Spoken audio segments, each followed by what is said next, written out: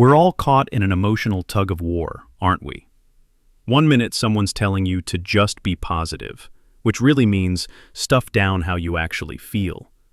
The next minute, your emotions boil over, and you're left cleaning up the mess of frustration, regret, and maybe a few strained relationships. You either feel numb and disconnected, or you feel completely out of control, tossed around by storms of your own making. It feels like a lose-lose situation. But what if the key to mastering this chaos wasn't some new age fad? What if it didn't come from a productivity guru or a Silicon Valley biohacker?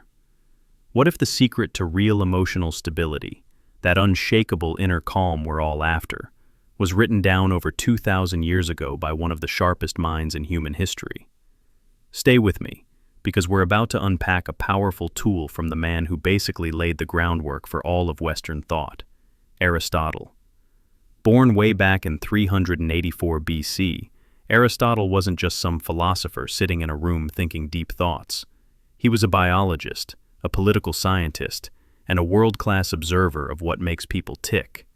This is the guy who tutored Alexander the Great, started his own school, and wrote about, well, pretty much everything. But his most timeless work tackles the one question that still keeps us up at night. How do we live a good life? For Aristotle, the answer was to achieve what he called eudaimonia. It's often translated as happiness, but it's much deeper than that. Think of it as a state of genuine, lasting flourishing. And he argued this isn't something you're born with, it's something you build. The master tool for building it? A concept he called the golden mean. It's an idea so profound, yet so simple that it pops up in other great traditions, from Buddhism's middle way to Confucianism's doctrine of the mean.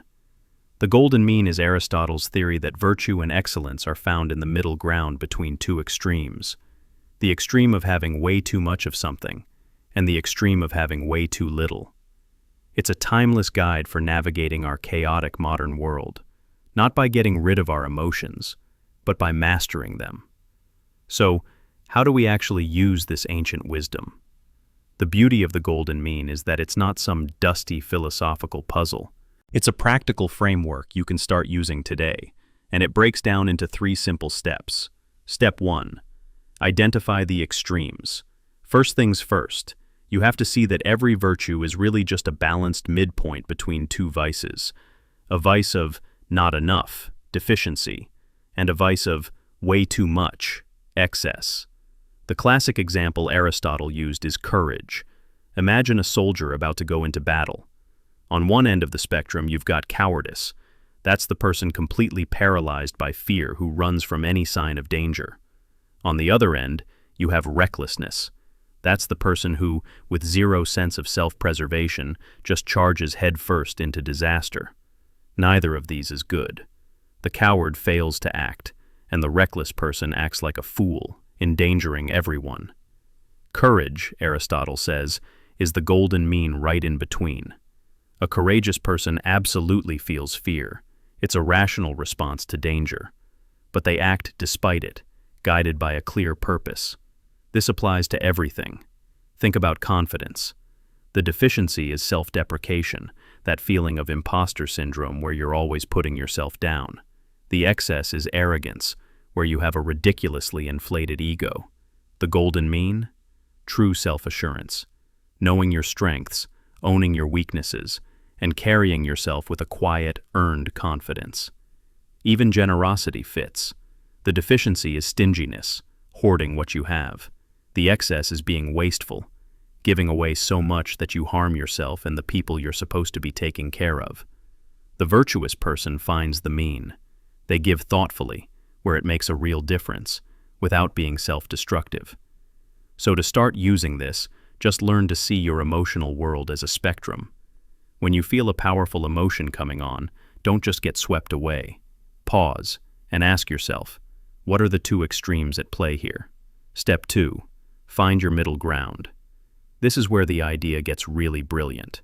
The mean isn't a perfect mathematical average. It's not about being lukewarm or mediocre. Aristotle made it clear. The golden mean is relative to you and to the situation. What's balanced for one person might be extreme for another. Finding this sweet spot requires what he called phronesis, or practical wisdom. Think of practical wisdom as emotional intelligence, the skill of reading a room, understanding the context, and figuring out the right way to act. It's a skill you build through experience. Step 3. Why it works. Responding versus reacting. So, why is this 2,000-year-old idea so effective? Because it completely changes your relationship with your own emotions. The golden mean teaches you that emotions aren't your enemies. They're just signals. They're data. Anger is a signal that a boundary might have been crossed. Fear is a signal of a potential threat.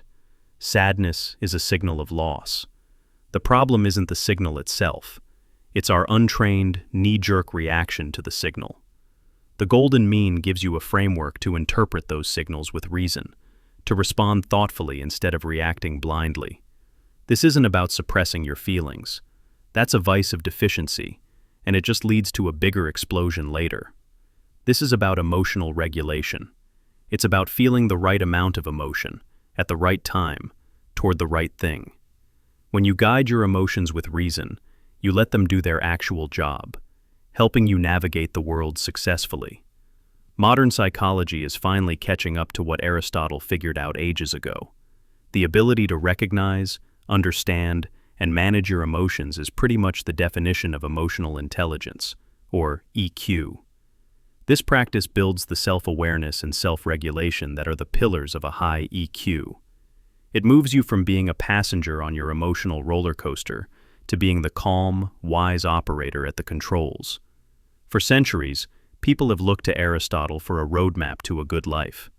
His idea of the golden mean is still one of the most powerful tools ever invented for self-improvement. It teaches us that emotional mastery isn't about becoming a feelingless robot. It's about becoming a virtuoso of your own inner world. It's about having the wisdom to know the difference between courage and recklessness, between righteous anger and petty rage, between self-respect and arrogance. A flourishing life isn't about being born a perfect person. It's about the daily practice of choosing a balanced, reasoned response to whatever life throws at you. The path to that unshakable calm isn't a quick fix. It's found in a principle, a practice, and a commitment to finding the balance within. It's a 2,000-year-old trick that's more relevant now than ever. If this idea resonated with you, go ahead and hit the like button and subscribe for more timeless wisdom for modern problems. And now I have a question for you. What's one area in your life where you could apply the golden mean this week? Is it with your patience, your confidence, or how you talk to people? Drop your thoughts in the comments below. Let's learn from each other.